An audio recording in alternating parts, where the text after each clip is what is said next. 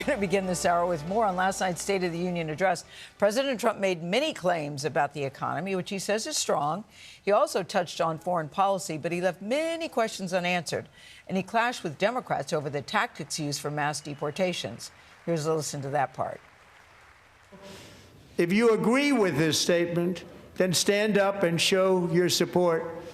The first duty of the American government is to protect American citizens, not illegal aliens.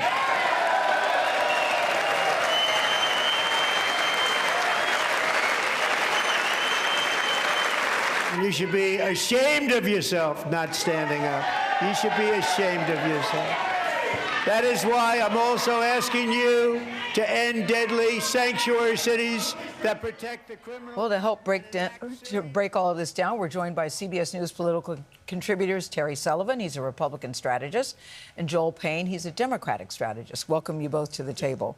First, I want to get your immediate takeaways from not just that moment, but just the speech overall. Joel, you start us off, please. Yeah, Gayle, for me, this felt like a speech that was delivered for Donald Trump's base. This was not a speech that was delivered to bring in new people, to broaden the coalition. It feels like it's the first time that a lot of these messages were tested outside of the MAGA bubble. Like, this is not a president who's used to being challenged. This is not a president who's used to not being glazed and treated like the leader of a dictatorial country. And I think that Donald Trump met the type of resistance that he doesn't normally meet in his day-to-day life. And I think this was a speech for the 35%. There's 6.5 out of 10 Americans, if you walk on the street right now, who say they're not happy with this country, with the direction he's taking it. Yeah. And I don't think that speech did anything for those folks to bring them to his side. I completely agree, because really what middle America cares about are frogs on a stage with Democrat politicians. Like that's appealing to the middle of America. I mean, look, Joel, this speech. But that was a joke, though. No, I get it. But the point is, though, is that, like, both sides play to their base. That's what they do. And their rival event played to their base. But Trump put a face on his policies. The family that's paying less in taxes, $5,000 less in taxes because of his policies, they were there. Like his policies, that he put forth, he was very disciplined last night in telling what he's done. And here's what it's done for Americans. And I think putting a face on that was a successful strategy. You will be surprised that Terry and I had a different takeaway from this speech. Well, Terry, let me ask you, is playing to your base, like you're saying President Trump did last night, the right strategy as we close in on the midterms? Look, but I think, like I say, I think he played to his base, but I think he also played to the middle of America. I mean, a working family paying less in taxes matters. Like that is securing our borders matters. And look, I get that it was showmanship when the Democrats wouldn't stand up for his defending putting Americans over illegal immigrants.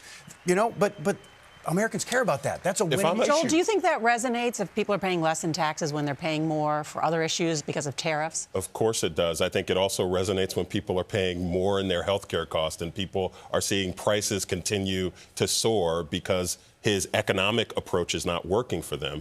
And that was on display, not just with some of the guests in that chamber, from some of the Democratic lawmakers who attended, but guests who came to events that Democrats hosted outside of that chamber as well. Those folks were also platformed as well.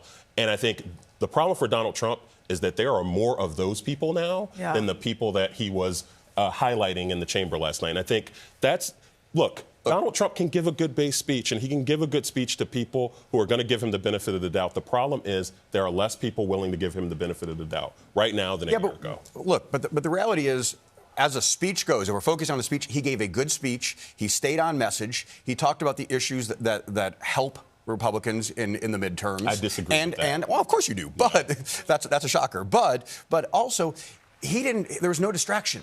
Often we see him go off script and really lack discipline. And we didn't see him attack the Supreme Court justices. We didn't see him do the things that he could have done. And just the things he didn't say in some cases that actually helped Republicans run more than anyone. If you're Michael Whatley, the Senate Republican candidate in North Carolina, you got nothing really in that speech to run on. Because if you're John Husted in Ohio trying to defend your seat, you got nothing in that speech. Midterm elections. What's the Democrats' message? Yeah. Well, and you're right. So this is a two-part project for Democrats. One, you have to show that Donald Trump's policy and agenda isn't working. You guys worked very hard at that one. The second part is rebuilding trust with your base and with the public.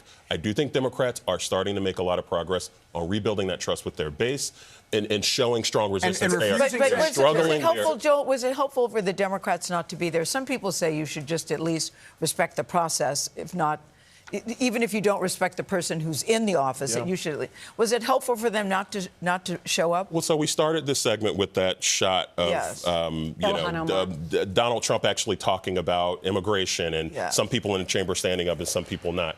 And that is actually the case for why I think you're going to see more and more people choose not to show up in the chamber. Because Donald Trump, in a very, I would say, not intellectually honest way, presented an argument that he knew was designed to trap Democrats. Well, there's a shocker. You wouldn't think a politician would do that. What I would say is you are going to see more moments like that from this president and future presidents. But is that helpful, Joel? Is that helpful? I think that the American people are so polarized right now. I think that if you're a Democrat and if you're a Republican, you expect your side to fight for you. I think the rules have changed in the time I've been in politics. So 20 years I've been in politics. I do think the norms on State of the Unions have and are and will continue to change. Terry, can I ask you a question? I have some relatives that voted for Donald Trump, and they're tired of the blame game. Do you feel like at this point blaming the other side is as effective as it once was? Or blaming the Biden administration still? No, absolutely not. But it works on both sides. Like right now, there's far less in policy solutions by both sides and far more in just, well, at least we're not the other side. And that's what America's voting for at most of these elections. Well, who's the less bad candidate? And that's a terrible spot I to be agree with in. Terry on that. That's a bad cycle for both sides to be in. And I think the folks who will build the large majoritarian coalition will get people to say yes and not just no. You know what? We're going to end on that. You guys agreeing for once. Yes. The odd couple agreeing. Thank you so much, Joel Payne. It's our version of heated rivalry. Yeah, well, good tease. Okay. Well, I don't know about that. My line's a little bit different.